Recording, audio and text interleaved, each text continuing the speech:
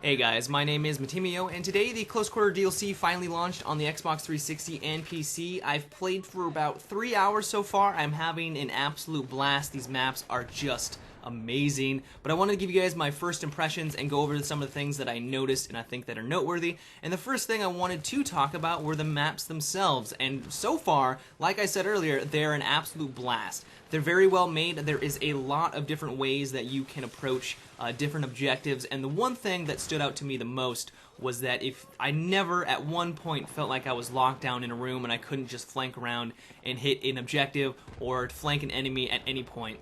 One of the things I hate about Operation Metro, even Grand Bazaar, is that flanking your enemy can be a challenge, but I found that that is not a problem on these maps. There is a lot of routes and avenues that you can take to get around your enemy. If you see a couple off in the distance and you know they're trying to lock you down or suppress you, you can backtrack a little bit, flank them from the left, and take them out. And that's something I really appreciate about these maps.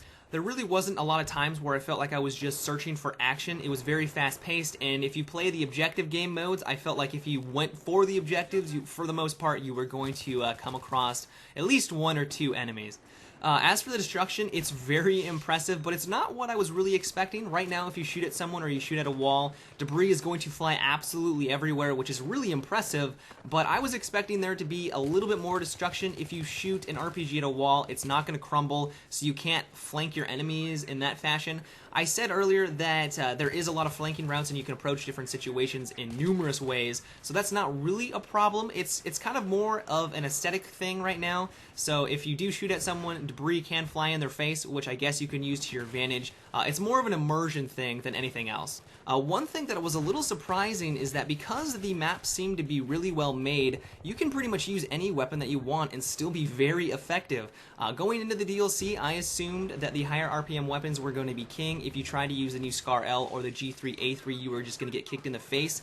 But a lot of the maps have a lot of open space. There is a lot of long corridors, and if you move around the map effectively and you try to get into those longer engagements, they're there, and you're going to just destroy people in those situations.